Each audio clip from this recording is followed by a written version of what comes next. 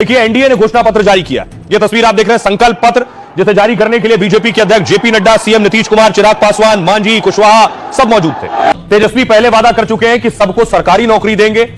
BJP क्या वादा कर रही है? घोषणा पत्र जारी किया एनडीए ने अपना, और एनडीए ने 1 करोड़ नौकरी देने का ऐलान किया है 5 साल में। महिलाओं को 2 लाख तक की मदद की घोषणा की गई है। 1 करोड़ महिलाओं को लखपति दीदी बनाने का भी लक्ष्य है। गरीब के लिए केजी से पीजी तक मुफ्त शिक्षा का वादा है। मां जानकी के मंदिर को अगले 5 सालों में पूरा किया जाएगा। इलाके को सीतापुरम के नाम से विकसित किया जाएगा। बिहार के 4 शहरों में मेट्रो सेवा शुरू करने का वादा है, और बिहार में कर्पूरी ठाकुर किसान सम्मान निधि चलाने की योजना, और इसके तहत 3000 रुपए देने का वादा किया गया है। महिलाओं, युवाओं, पिछड़ा वर्ग, किसानों सभी का ध्यान रखा गया है। 10 नए शहरों से घरेलू उड़ानें शुरू करने की योजना है। दरभंगा, पूर्णिया में इंटरनेशनल एयरपोर्ट बनाने का प्लान है, और 50 लाख नए पक्के मकान बनाने की योजना है। हर जिले में फैक्ट्री और औद्योगिक पार्क बनाए जाएंगे। यह है बीजेपी एनडीए का घोषणा पत्र। बिहार चुनाव में शराब का बहुत बोलबाला। वैसे तो बिहार में शराब बंद है, शराब बैन है, लेकिन देखिए शराब पिछले दिनों कहां से निकली है। कैश से ज्यादा बिहार में शराब निकल रही है, शराब पकड़ी जा रही है। देखिए, किसी ने टॉयलेट सीट के नीचे शराब छिपा रखी थी।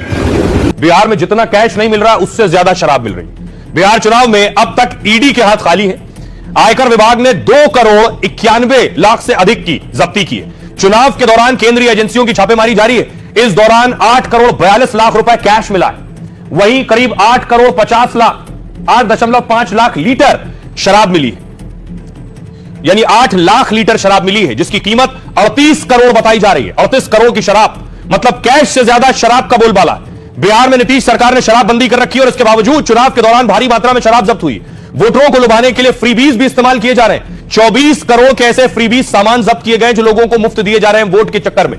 6 से 29 अक्टूबर तक 22 एजेंसियों ने बरामदगी की है। अब तक करीब 100 करोड़ मूल्य की शराब, कैश जब्त किए गए हैं। यह है चुनाव से पहले बिहार में जोर आजमाइश। लेकिन मोकामा में आखिर बाहुबलियों के साथ साथ जातीय समीकरण क्या है, क्योंकि यही बड़ा रोल प्ले करते हैं बाहुबली बनाने में भी। देखिए जरा, अनंत सिंह और दुलार चंद। देखिए, भूमिहार मोकामा में 30% है, यादव 20%, अति पिछड़ा 20 से 25%, दलित 16 से 17% और मुसलमान 5%। अब आप सियासत में जो कॉम्बिनेशन है चुनाव जीत हार के, वो इससे समझ सकते हैं। मोकामा सीट पर भूमिहारों का वर्चस्व है। यहां भूमिहारों की आबादी 30% से ज्यादा है। इन सीटों पर यादवों की संख्या 20% है। दुलारचंद यादव थे, सियासी रूप से यहां भूमिहारों का वर्चस्व रहा। इस सीट पर चुनावी टक्कर भूमिहारों के बीच ही होती है। इस बार भी अनंत सिंह और सूरज भान की पत्नी चुनाव मैदान में है। दोनों ही भूमिहार समुदाय आमने सामने है। कुर्मी, कोयरी जैसी अति पिछड़ी जातियां 20 से 25% है। इसके साथ ही इस सीट पर दलित 16 से 17% है। मोकामा में मुस्लिम वोटर 5% से कुछ ज्यादा है। अब देखिए, अब तक जो मोकामा में चुनाव हुआ है उसका रिपोर्ट कार्ड देखिए। अनंत सिंह ने 35,000 से ज्यादा वोटों से चुनाव जीता 2020 में। तब जेल में रहते हुए अनंत सिंह ने जीत हासिल कर ली थी।